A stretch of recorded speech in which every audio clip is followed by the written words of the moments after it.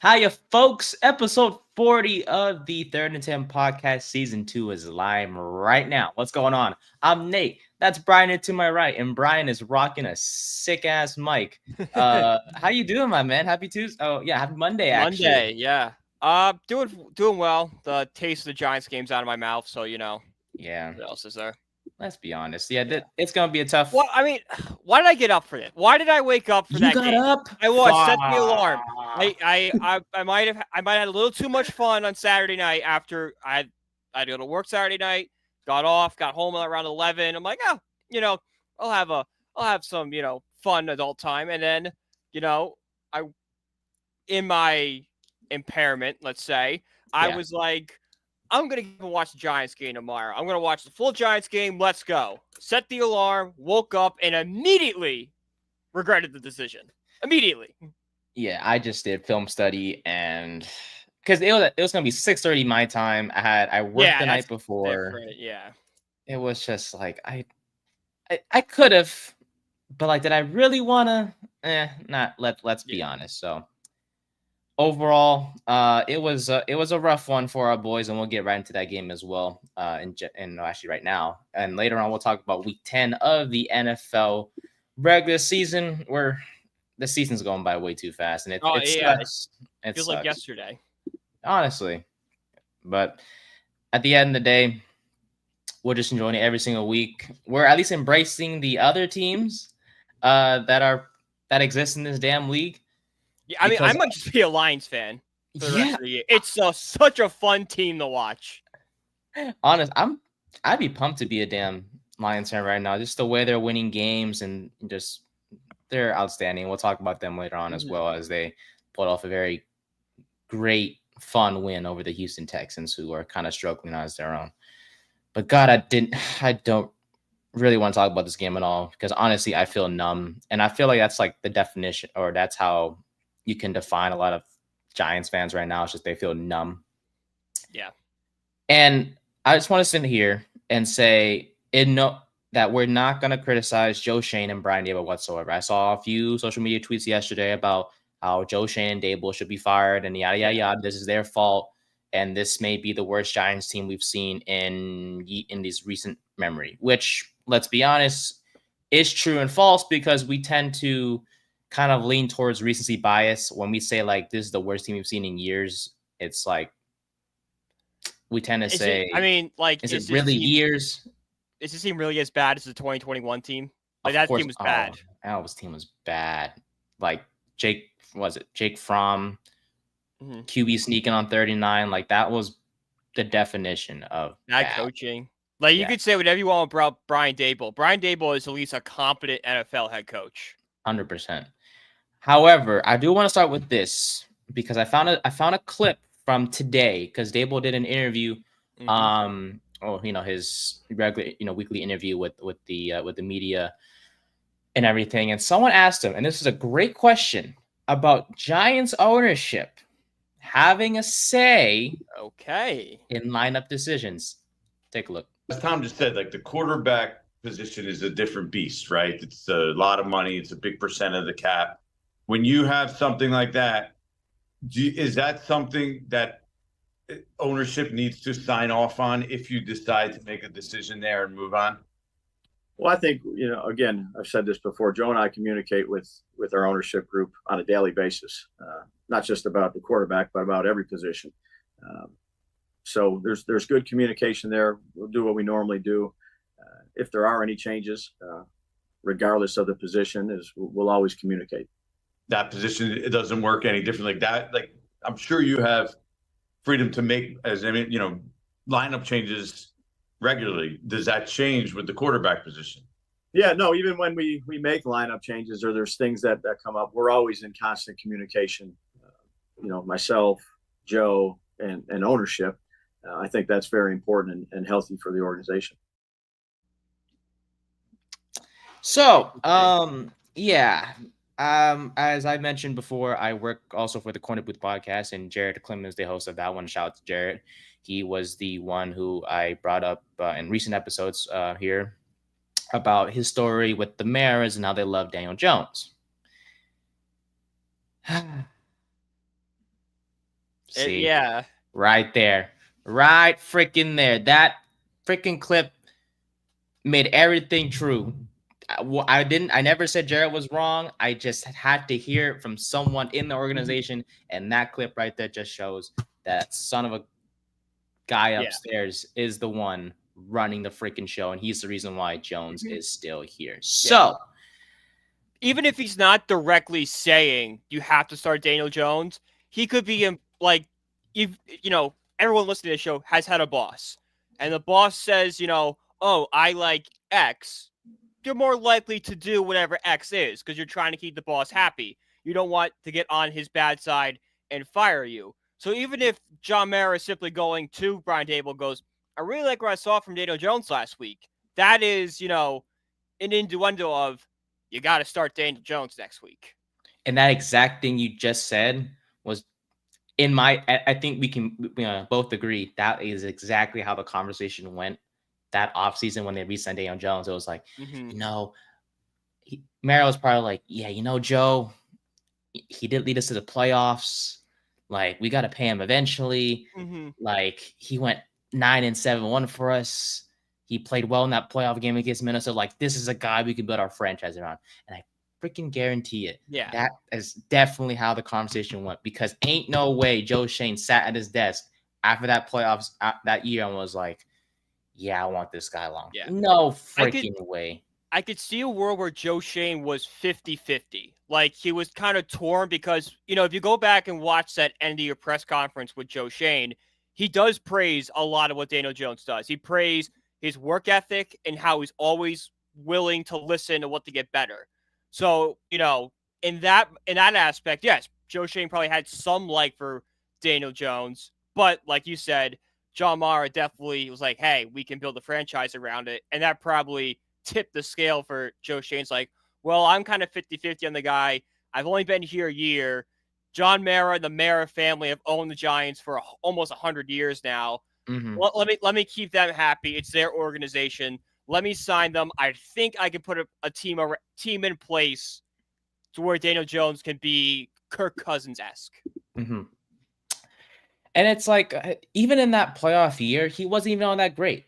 Like, there was what, he was just really good because Brian Daboll came up with a system that worked for Daniel Jones. Problem was the Eagles. It was simple, and the Eagles, and you're gonna brace yourself. Gonna give the Eagles a lot of credit here. They broke it down and they found out how to counter it and how to beat Daniel Jones. And every team has copied it since. And let's be honest, like, that playoff run, it wasn't because of him. You talk about a defense that just shut things down when it mattered the most.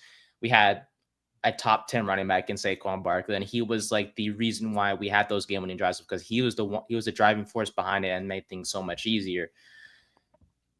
You take out Saquon Barkley, what do you have now? You have a team that just doesn't know how to operate offensively, and we saw exactly that against Carolina. Like, it was just awful. Look, Joe Shane and Daboll's job are safe. Like, I don't care how the rest of the season goes. Their jobs are safe. If Merritt even thinks about firing... Joe Shane is definitely safe. Joe Shane, without question, is safe. Daboll, I would say, like, 80-20 is what I would say. But why is Daboll 80-20? Just because, like, it's went so bad these 2 years, and, like, if you think you have to send a message... Daboll's the guy you send the message to. But what?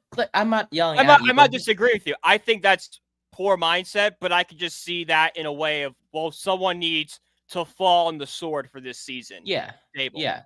And I'm not arguing with you, but I'm asking you, like, what message do you think that sends to the locker room? Like, I don't know. Why is Daboll the fall guy?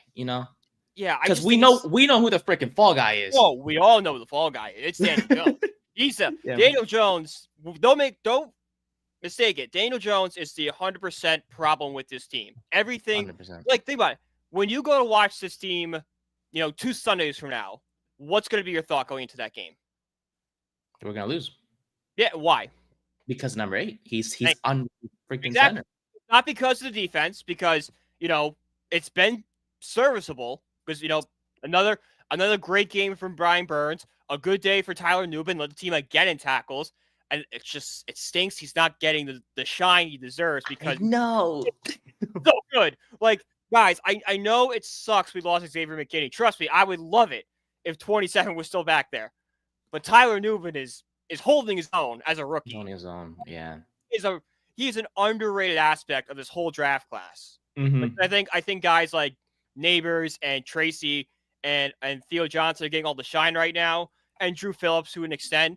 But Lawson, all that is a really good safety. He's just not putting up the sexy numbers, you know? Yeah. He's not getting the interceptions. He's tackling.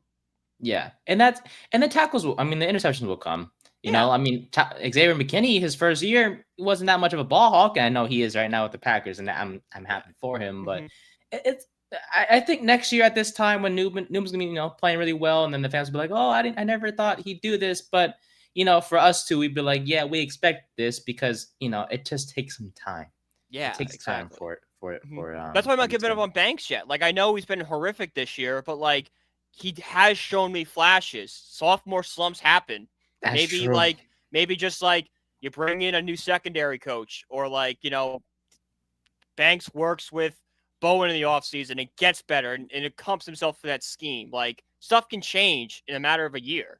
So I'm not willing. He's not good, but I'm not ready to slap the bust on him yet.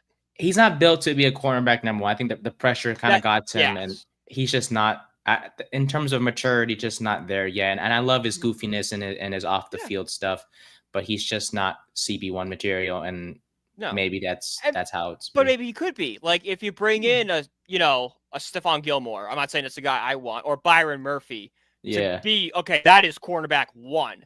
Yeah. All right, you're going to be cornerback one, but we have Banks. I need you to mentor him to be cornerback one when you're ready to retire. Mm-hmm. And that's going to be a position the Giants will address this offseason. I saw a poll on social media, and it was pretty clear. I was like, when the Giants head into the offseason, what position do you want them to pursue? And I voted cornerback, and like 71% of people voted cornerback. 22% chose defensive line, and like 7% picked receiver, or whatever the case may be. But defensive line is for like what, depth?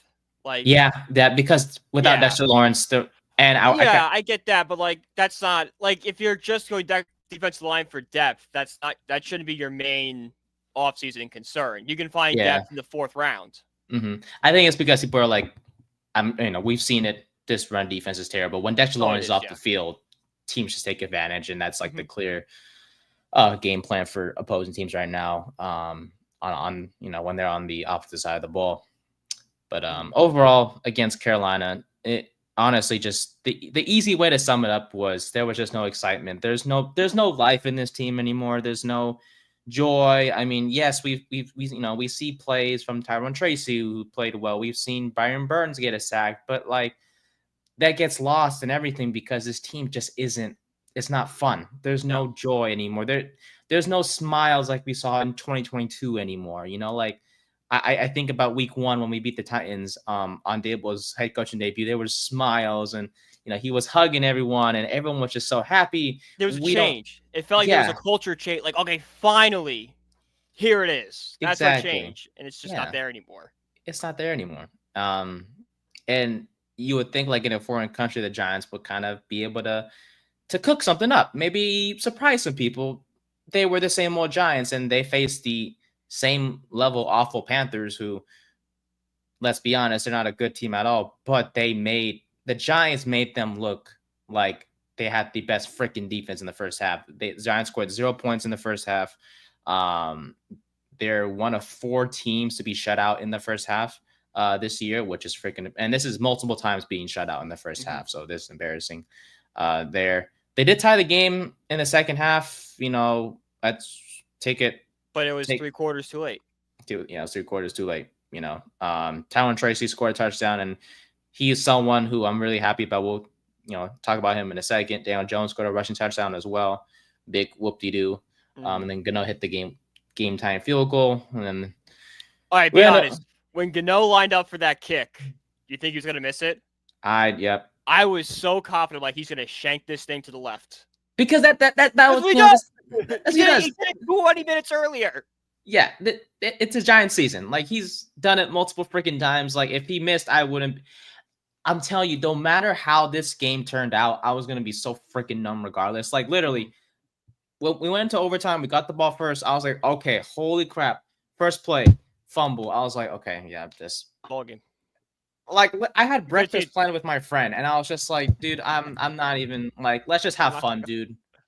Like Yeah. I don't want to talk about the game. Like once that fumble happened, I did not have There are any 31 sort of other feeling. teams in the league. Let's talk about them. Freaking exactly. Like let's talk about like how happy Bryce Young is. Let's talk about how the Chiefs are somehow losing to the Broncos at that point in time that we had that conversation at breakfast or whatever. But just overall, dude, I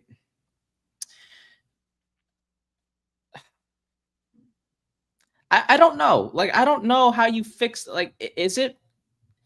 I just don't understand why number 8 is still there. Like, I don't know why. So, I've been thinking about it.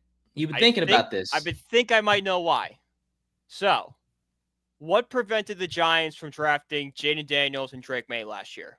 Why were the Giants at number 6?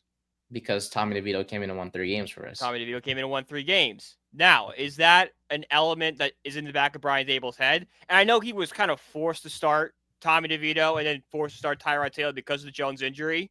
Yeah. But is there in the back of his mind going, I know if I'm leaving Daniel Jones in, this team has no shot.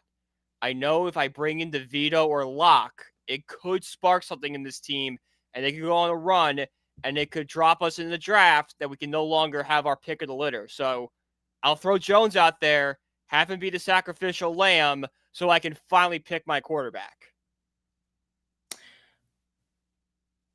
Which makes sense, but he's also risking shooting himself in the foot like Plaxico Burress did. Yeah. No, not to make fun of Plaxico. Yeah. Love Plaxico. He shot himself in the calf.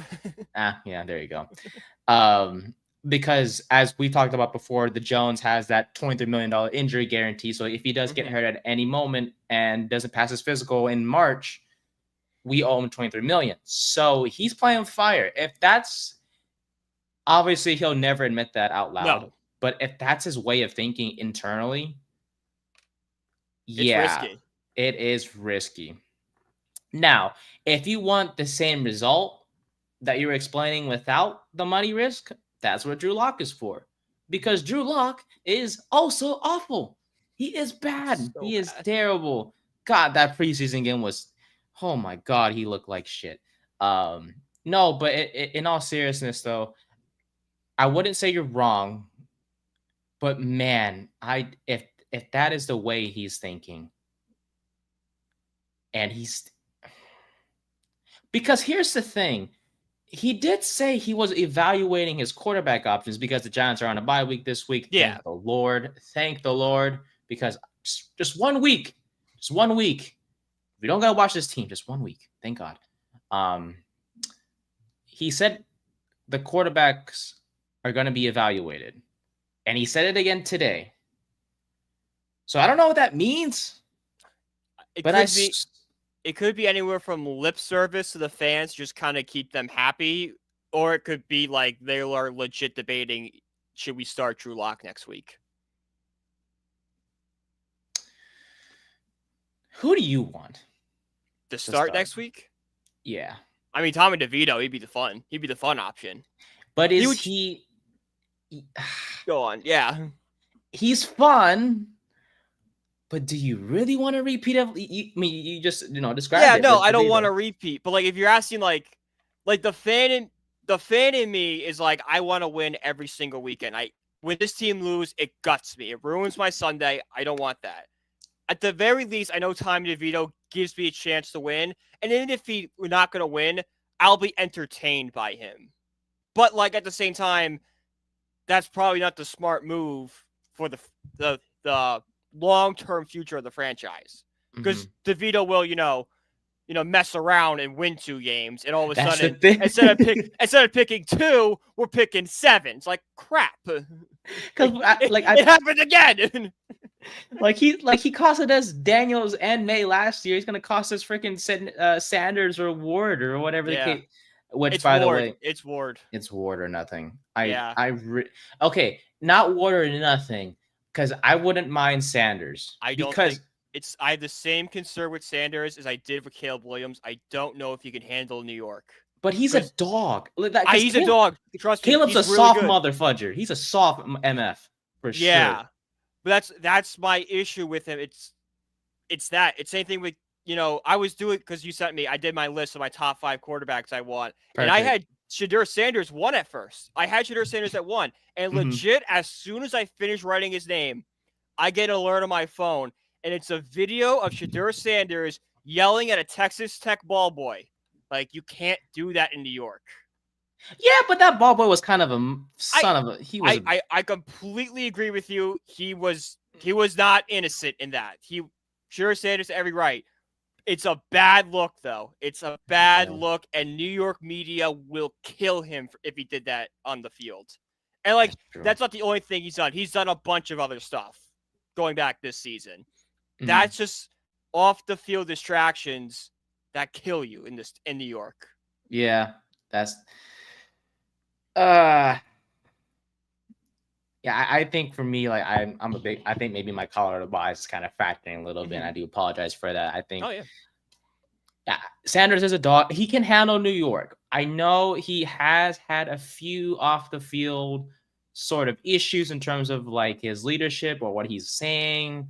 Like, that one press conference against after the Nebraska loss when he was like criticized the offensive line, and obviously they're on better terms now. But I'm sure they had a talk, and that's what kind of that next week after the O-line was part of that press conference and yada yada. You talk about the ball boy situation, perfectly valid. Sure, ball boy was kind of being a party pooper, but whatever. That's you can't yell at him. You have to. That's something you have to like let roll off your back. Be like, whatever, dude. Like, we just scored a touchdown on you. Yeah, too bad. That's true. It's a college kid. Yeah. That's true. But yeah, just in terms of. We just need somebody, Yeah, we need somebody. There's a limit to somebody because we'll talk about the quarterback list later on towards the end of the show, and there's a couple guys in the list that like I really don't want, but I have to put them there because this class is weak. There's no. It's a weak class. Yeah, there's no Caleb. There's no Jaden or Drake May, I should say. There's no Bo Nix or Michael Penix, really. There you go. That's beautiful. There we go. Yeah, there's no 2 guys that like were quietly really good, but just not considered like top 5. There's no guy like that. They were good, but like there was something outside their performance holding them back. Like Penix was great. He was going to be a projected top 10 pick. I know he went in the top 10, but like he wasn't mocked there. If Penix doesn't have the injury history, going at 8's not crazy. If Bo Nix doesn't spend, an eternity in college, he's, probably projected a top 15 pick. Yeah. So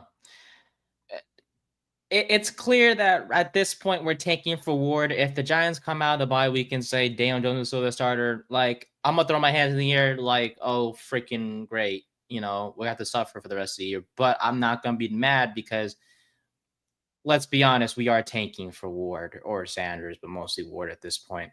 And I do want to shout out Tyrone Tracy because that man, he is the RB1. Please, for the love of God, whoever says that we should draft a running back, I'll slap them in the face because there's no way you can't look at Tracy, what he's done this season, and say that guy isn't capable of being RB. He took Singletary's job. Yeah, he really did. He took his job. Singletary's a cut candidate coming up. Like, that's a conversation we're going to have. Do we have to cut Singletary? I know we have a lot of cap space, but do we want to put so much of it towards Singletary? I'd rather cut him and sign a running back or draft a running back in the 5th round again and just be like, figure it out. Yeah, honestly. So, when we signed Singletary, I was like, I get it. But when we drafted Tracy and like just, because this is a guy who was like, he was a receiver turned running back, and he did pretty good as a running back. He could break tackles. I'm like, he may not be Saquon, but he's a better pass catcher than Saquon Barkley, and those receiver skills and the elusiveness, like that could make a difference. And we saw in Seattle. Oh, he made us so proud in Seattle. He won the game for us in Seattle. Like he is the guy that won that game. Is Tracy.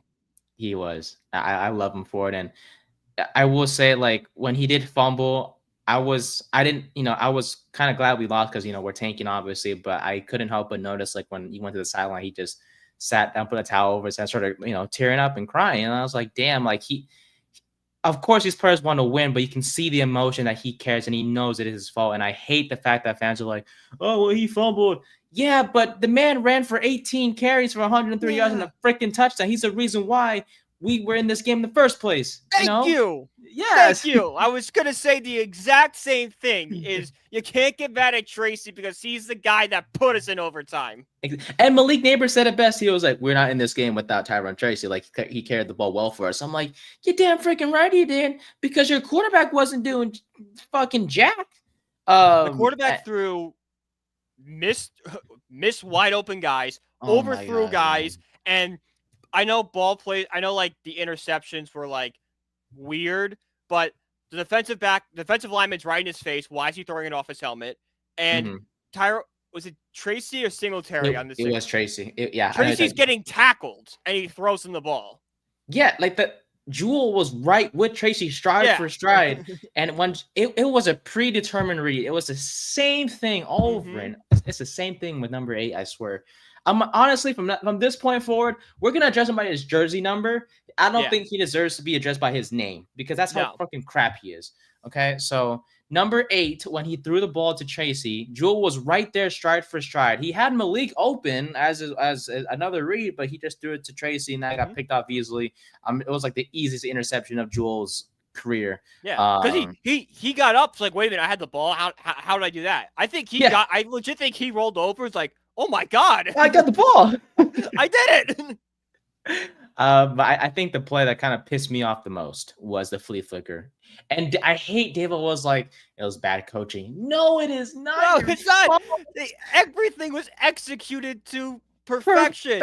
Why did he pump fake? Yeah, he had Wandale, he had Neighbors, and Wandale's jumping up and down so frustrated after the play. And I'm like, me too, man. Like, he's right. Like, I think like when I first watched it, I watched him pump fake. I'm like, okay, he's gonna throw somebody who wasn't open. And then you got like the all 22 angle. I'm like, what is he not seeing? Yeah, I don't know what he sees. He has time. By the way, Evan Neal. Holy shit. It's crazy what changing your stance can do. Now, he does have some stuff to work on, but props to him. Came out, played right tackle. Incredible job. Proud of him. Keep it up. Just keep it up, Neil, please. Then again, he did just play a Panthers defense that is really freaking bad. That has no pass rushers. But I digress. We'll take the good with the bad. Hey, he needs the tune-up game. Tune-up game. True. Damn right. Damn right. But look, this number 8, 22-37, 190 yards, 0 touchdowns, 2 interceptions. I think he's on he has like the longest streak now. 57 games with less than 3 touchdowns.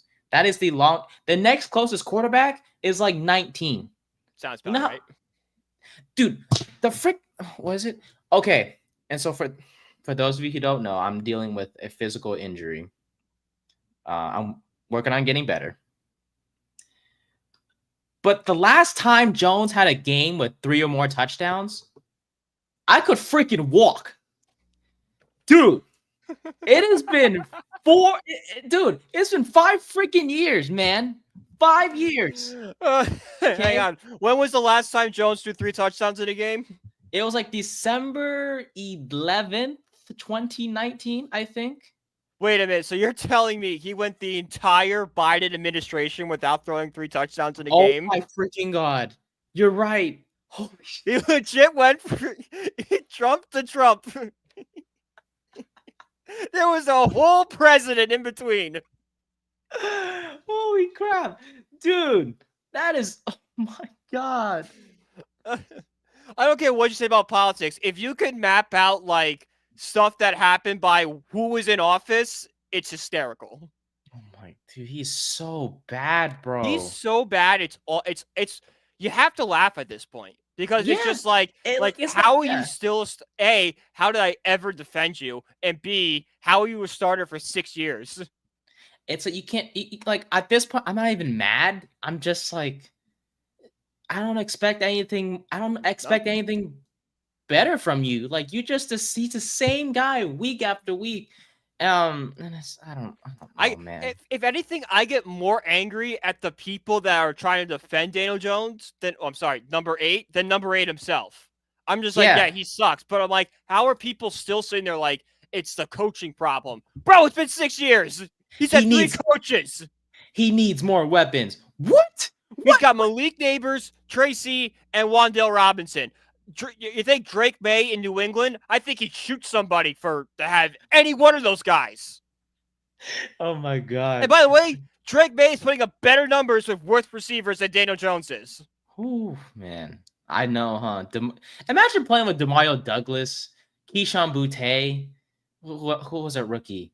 Oh, my Polk. God. Polk.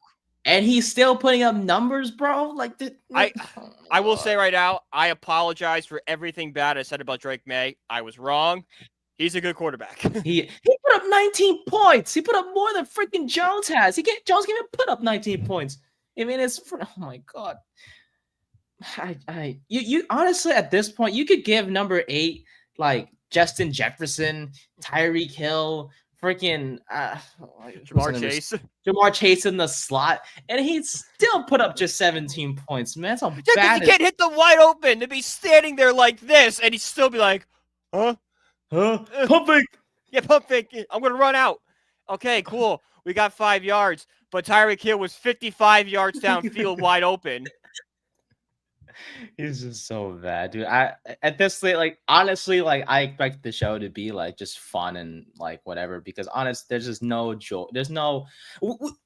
Where else are we gonna find joy? Not in this season. Like at this point, we're just waiting till next year, literally. So yeah. Quick note defensively, we were awful as well. We couldn't stop the run. Chuba Hubbard was incredible. Oh my God. Way to show you earned the 4-year extension, buddy. Jeez. Yeah, go off against the Giants run defense. That is now we're the 4th worst team rushing in terms of run. Yeah, we're terrible. And I think that just goes to show I see why kind of people want us to pursue defensive line in the offseason. Do something with it. Definitely. But just don't go too far. Don't go overpay for a D lineman maybe. Don't make it your move of the offseason to get a defensive lineman because that's not the concern, right? Like it's a concern, but there's bigger issues on the roster to deal with before we get there. Exactly. So I think overall, just to sum up this Giants point, I want to get into week 10 and also our quarterback rankings and also kind of give our predictions for tonight's game. We are recording this on a Monday, which is really weird, but who cares? We'll get back to conflicts, guys. Scheduling conflicts, baby. Life happens, y'all. Life happens. But as mentioned before, we're just numb. I think me and Brian it's clear we're numb. When Tracy fumbled, like I said, no emotion. When the field goal by Pinheiro went through, still numb. When I was doing research for our show today, still numb. Like this team has just sucked the life of football, like the love of football out of me. And that's not to say I'm not going to enjoy watching, the rest of the season, whether it's the Giants or the other 31 teams. Because I will say I'm really happy for Bryce Young. I really am. When he won his first game, and he's a happy guy. Like I'm happy for him that he won this game. Like seriously, if anyone deserved to kind of get themselves out of the gutter, it was him, because he went through so much, being benched and everything, to being criticized when really it's not his fault. He's stepped up, and it helps that Chuba Hubbard's kind of taking the load off of him as well. But Young is playing well enough that this team is winning games, and that's all that matters in this league. So and he's buying himself a future. Like, we kind of thought his career was over after he was benched. There's now, maybe it might not still be with Carolina, but a team is going to take a shot at him in this offseason. 100%. So I'm going to enjoy the rest of the season and everything, but this team has definitely, if I'd be lying if I said they didn't, just take away my love for the game a little bit this year, just because of the way they're playing. There's no joy, and I want to see our guys win, and it's just hard to do that when there's just technically two people that are just ruining everything, and that's number 8 and the owner upstairs. Not that I'm asking him to sell the freaking team, because this isn't John Fisher worthy, but right, yeah. That's a different situation. I don't like John Mara, but that's offensive to John Mara. Yeah, Let's not go there. I will say John Mara's on the Giants correct, from a public relations standpoint, the Giants are run correctly that way. Mm-hmm. It's just Mara needs to kind of not line up decision. Yeah, just let the football people do that. Exactly. Don't turn to Jerry Jones. Just because Jerry Jones is doing it doesn't mean you're capable of doing it. Just because your dad did it. Well, your dad did it in 1950. You know what else was popular in the 50s? Polio. That's dark, man. It's true. That's dark. Not saying you're wrong. Oh my God. But yeah, look, at the end of the day, Mara needs to just chill. Let Shane. That's why you hired him. This isn't Gettleman. This isn't Joe Judge. This is Jerry Reese. He was a GOAT back in the day, just not towards the end of his. Yeah, he kind of fell off towards the end there. Yeah, Eli Apple. I think it's like pre-Eli Apple, post-Eli Apples, where you can see the fall of Jerry Reese. Damn right. Yeah. So, yeah, we'll see how this organization what they do as we approach the bye week now. But thank God we have a bye week though. Seriously, I think we need it. All of us need a reset for this Giants team. But I want to shift towards week 10 now. Just give our quick takeaways from the week. I think first game that we should definitely talk about is Detroit and Houston. Yeah. Jared, the Lions are the favorite. The Lions are going to win the NFC. It's freaking right. It's theirs to lose. Who's going to beat them? Dude, Jared Goff. So he plays like me on Heisman mode. Yes, I saw NCAA. that. You saw that? I had the that. exact same thought, and I was like, dude, the worst stat line of all time, but you won the game somehow. So doesn't matter. And no one's criticizing him, and good for Goff. He's faced enough criticism in his career. No, but Detroit, look, I'm not concerned about Goff whatsoever. I mean, this, every quarterback has it. Eli Manning, Peyton Manning had him. Yeah. Brady, I mean, not as much. Brady had him. Yeah. In the first half of Super Bowl 51. It's terrible. Well, that was Patriots-Rams, wasn't it? That was 50. No, it was 52 was Patriots. 53 was Patriot-Rams. 51 was Pats Falcons. Thanks. Speaking of Patriots-Rams, holy shit. Oh, man. Bro, you think Goodell was just sitting up there? I was like, this is what? Why didn't they call pass interference? My goodness, the stupid Saints have won this game. Dude, it was 3-3 at half or whatever, 7-3. Oh, and it was so bad because the whole game you're just sitting there like, I know the Patriots are gonna win this game. It's just as more and more time went off the clock, it's like the Rams are done. Like the Brady's gonna get the ball, he's gonna go down and score, and they'll win this game 10-3. It was so ugly, but I mean, this game was ugly too between Detroit and Houston, but Detroit pulled off the win. Jake Bates, what a story to go from the XFL. And now you're just booting field goals like it's nothing. The smirk on Dan Campbell's face when it went through, if you're a Lions fan, you have every right to toot your own horn. My God, yeah. Be happy. They deserve it after what they've gone through in the past 10 years. Oh, not excluding last year. The last 50. Yeah, they freaking deserve this. The Lions have been around since pre-NFL merger and never won a Super Bowl. They've had a chance to compete in every single Super Bowl and have not come close. And also just this team, they're built to win. I mean, for them to be down the way they were and they came all the way back to win, it is incredible to watch. And offensively, they have weapons. The running game is outstanding with Gibbs and Montgomery. Amon-Ra St. Brown has been an incredible wide receiver number one, and Jameson Williams and friends have stepped up as well to beat that supporting cast. I mean, to be a Detroit Lion in that organization, from the front office to the custodians, as funny as that sounds, it's great to be part of that organization and that franchise as a whole. And just props to them for turning around. Now for Houston, I think it is a bit concerning. They scored 0 points in the second half. I believe since heading into this game, they averaged 9.1 points in the second half. But it was worse in this game because they just could not score at all. No. The defense did, force 5 interceptions from Goff, but Your offense can do anything with it. Nope. It was interception, punt, and missed field goal. That was Houston's their drives in the second half. And they lost 3 of the past 4 games. And yeah, things do not look good whatsoever. The only hope you have if you're a Texans fan is Nico Collins comes back next week. Yeah, because he was activated this past week, but then they didn't play him. He was a game time decision, and then he just couldn't go. Yeah. So, he's the only hope you had, because when he was on the field, the Texans team looked unstoppable. Mm-hmm. So hopefully you get him back and just jump starts it. But no, you're right. Like, if you're a Houston Texans fan, you're panicking after this game. 100%. You had that game won at halftime. You could have buried them at halftime, and you blew it.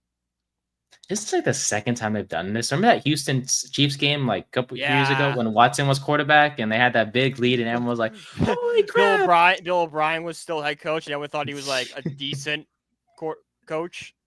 Well, second half, Mahomes did his thing and, yeah. Chiefs Black Magic, which is still on full display.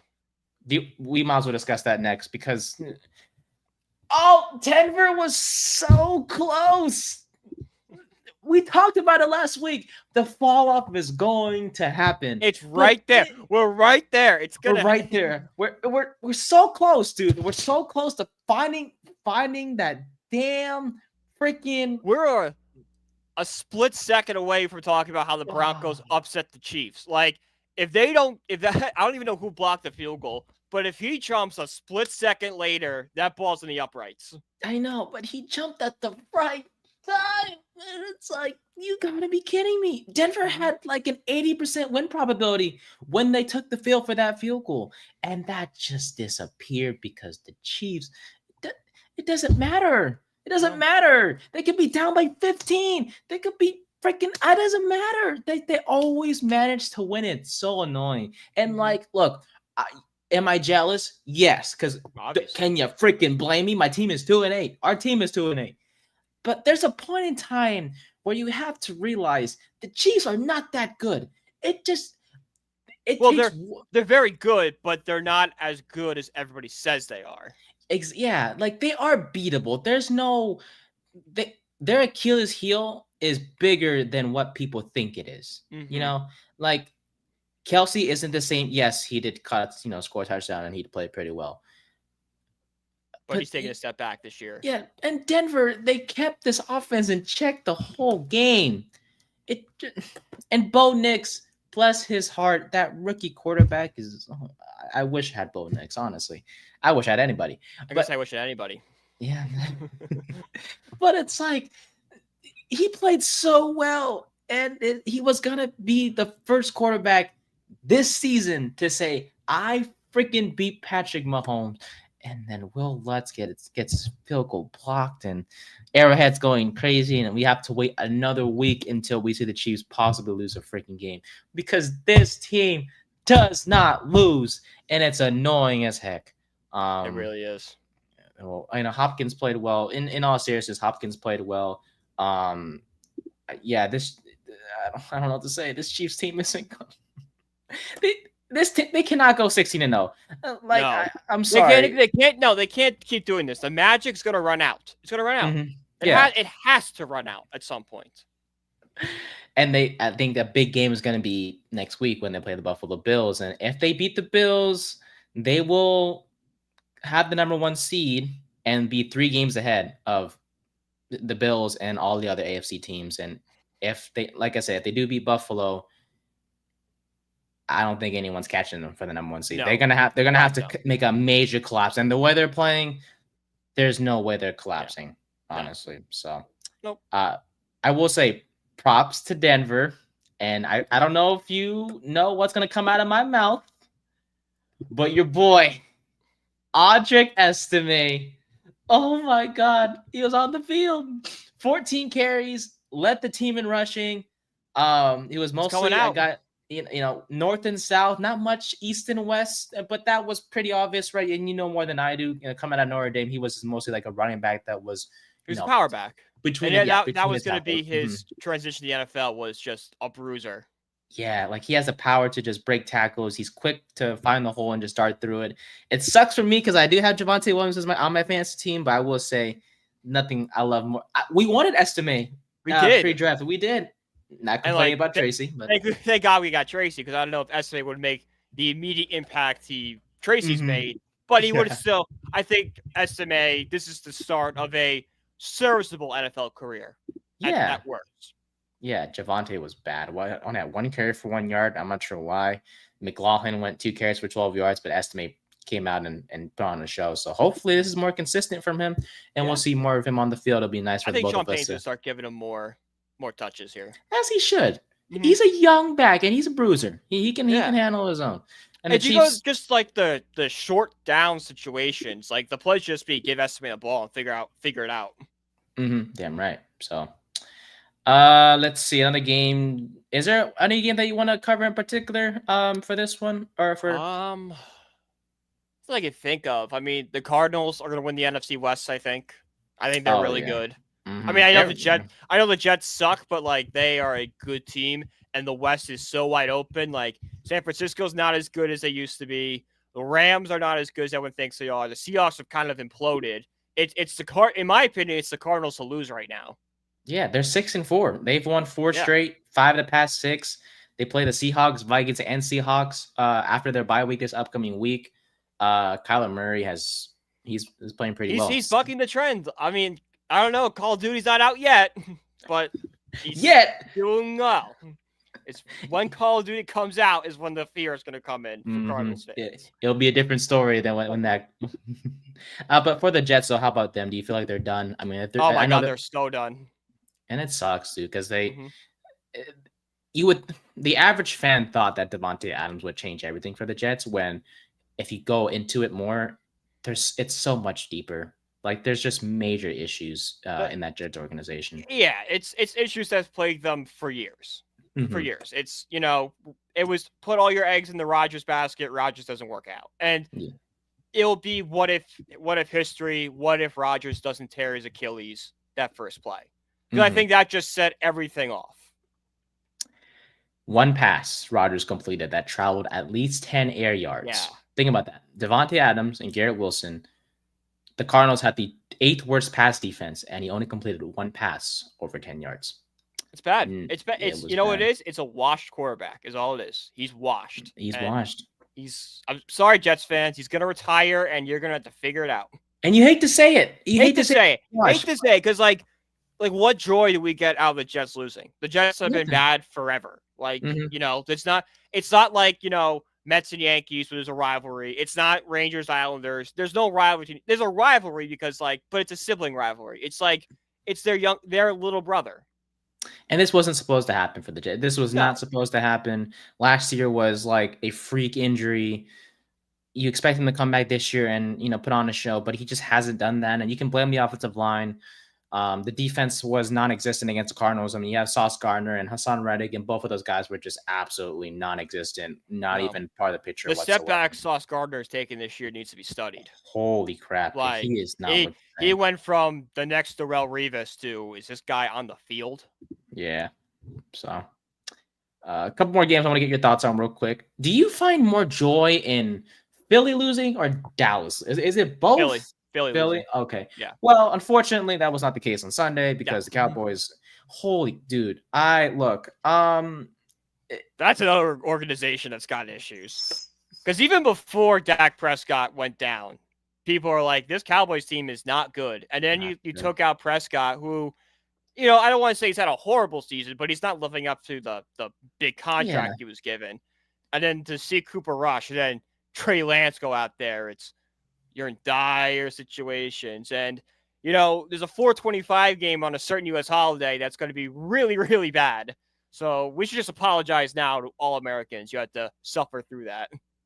Enjoy your Thanksgiving, but don't watch us, pretty much. Which is actually perfect on a 425. That's when you eat. You eat during the Giants-Cowboys game.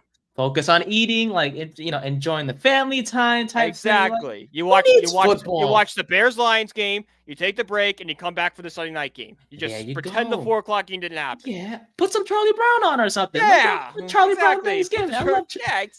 With the Snoopy and the jelly beans. Yeah, put that on. Hell yeah. I love that. You don't watch the Giants game. For your sake, And for our Don't sake, ruin your holiday. I've had the Giants ruin Exactly. Thanksgiving before. They're not doing it again to me. matter of fact, prepare yourself when the Giants play on Christmas. Put like a Christmas movie. We play on Christmas, right? Yes, we do. We do. I think I swear it's Not Eagles, again. Giants, We can't play on Christmas again. I swear I think we play on Christmas.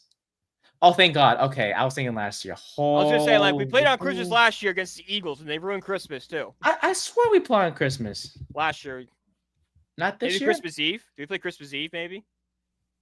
Oh no, the 22nd is okay. So we don't play on Christmas. We play on the 22nd, which is against the Falcons. Well, that's gonna be an L anyways, but still.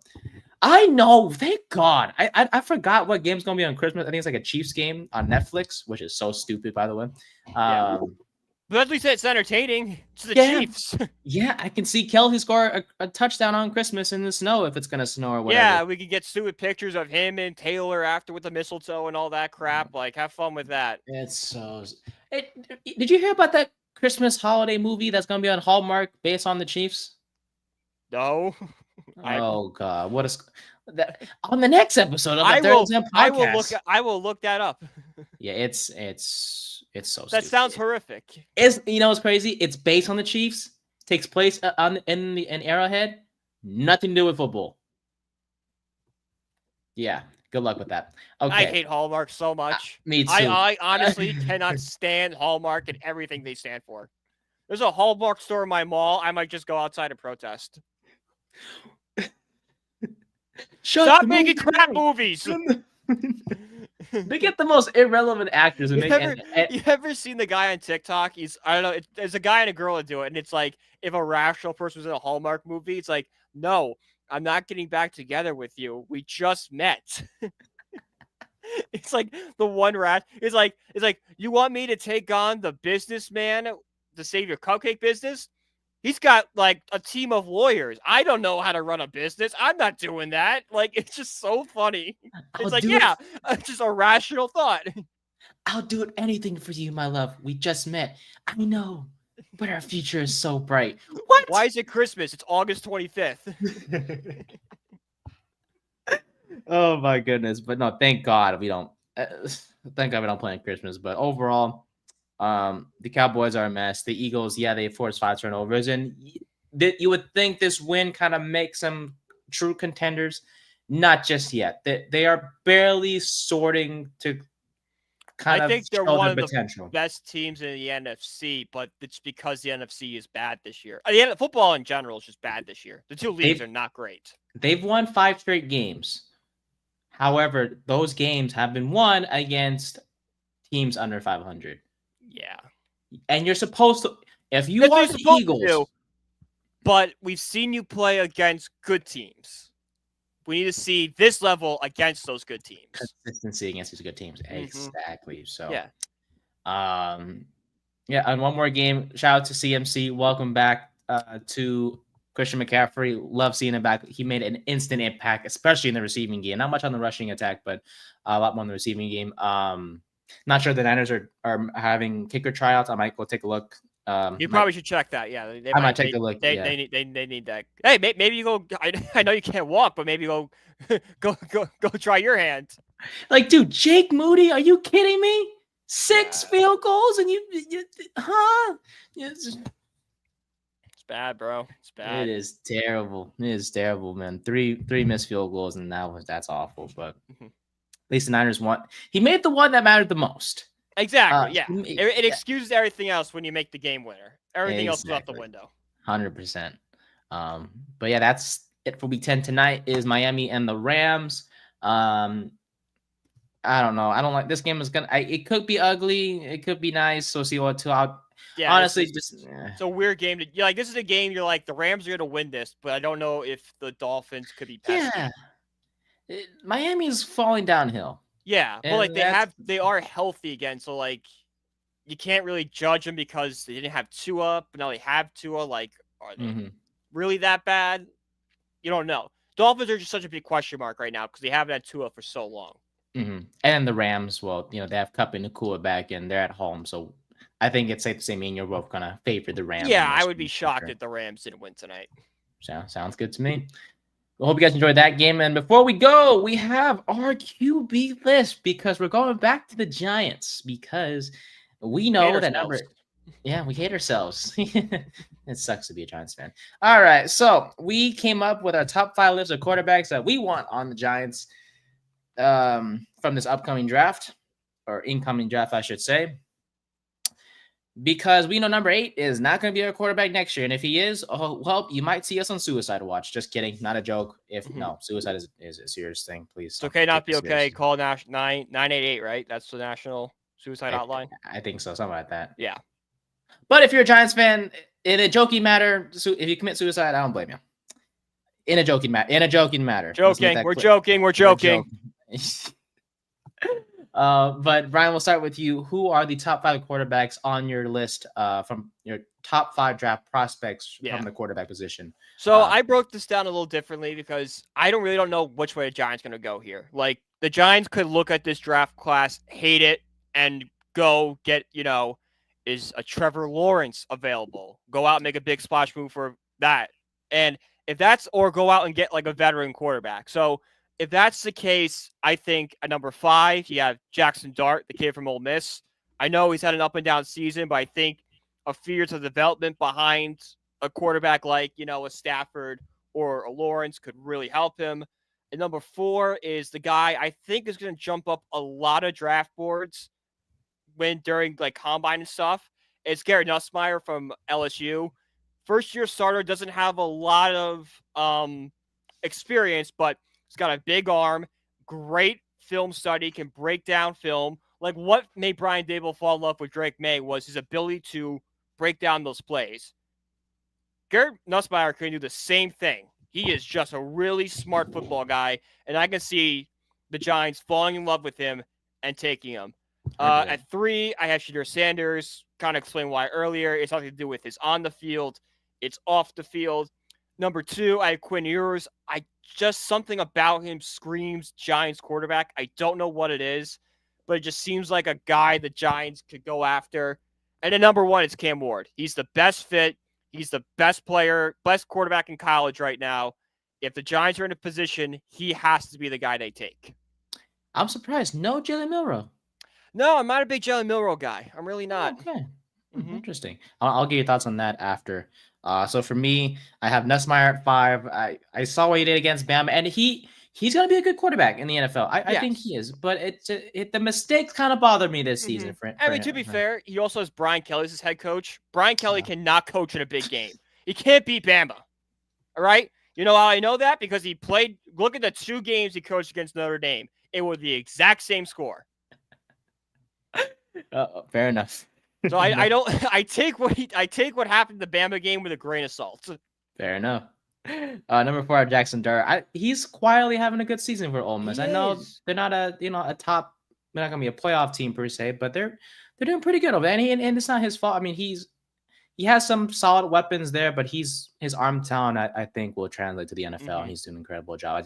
He needs to sit for a year, though. He's a guy that you can't come in and start. He's got to sit and learn. You can't throw him to the fire. If you throw him to the fire, it's going to end bad for him. And it's going to be a whole Bryce Young situation. That's why he's like perfect. Like, if you bring in Stafford, you bring in Dart with them, and you're like, all right, Stafford's going to mentor Dart, and we'll go from there. There you go. So we'll see with that one. Number 3, I have Jalen Milroe. I love his scram. He's like Jalen Hurts to me. He's okay.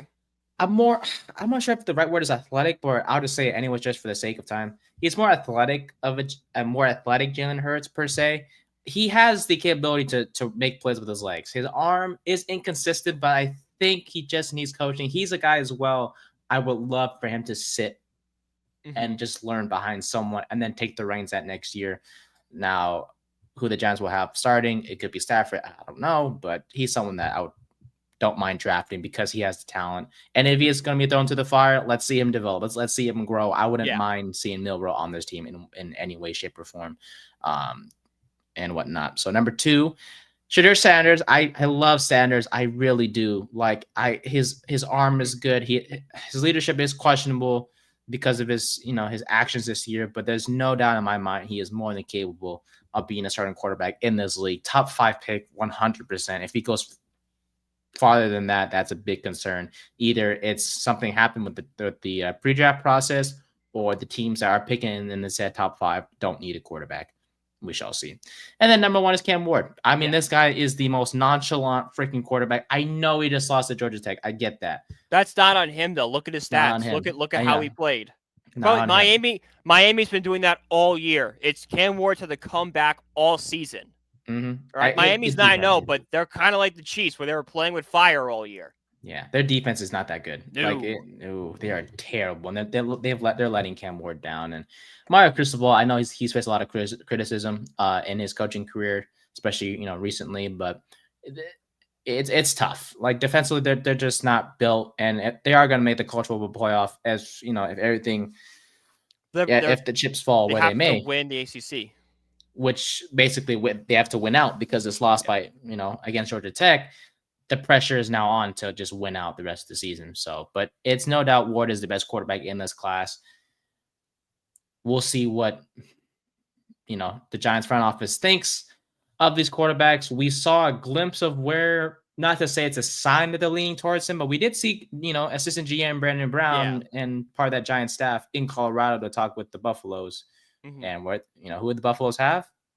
Shedeur Sanders and Travis Hunter. Mm-hmm.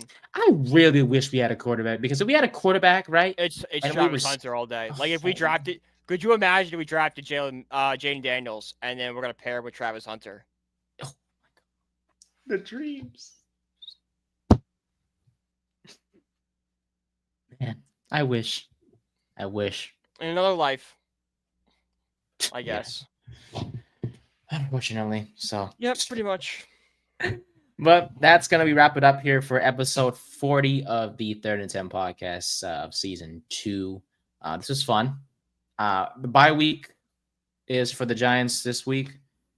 So we'll have some fun stuff planned Thursday. We'll do our, we'll take a look around the, week 11 and see what games are notable and what to watch out for as well. Shout out to your Irish, by the way. Another good win for you guys. You guys are continue to win games and make Third in the briefing out now. Out on BELLYUPSPORTS.com. Came out at 5. Love it. We'll check it out as well there. And then, we'll have some surprises for you guys this Thursday for our next episode. But yeah, you can follow Brian on Instagram and on Twitter, I should say, at BrianPG1016. You can follow me on Instagram and Twitter at Nathan_New124. And you can follow us on our podcast page at 3rd and 10 Pod on TikTok, Twitter, and Instagram as well. For Brian, I'm Nate. Thank you guys so much. Enjoy your Monday.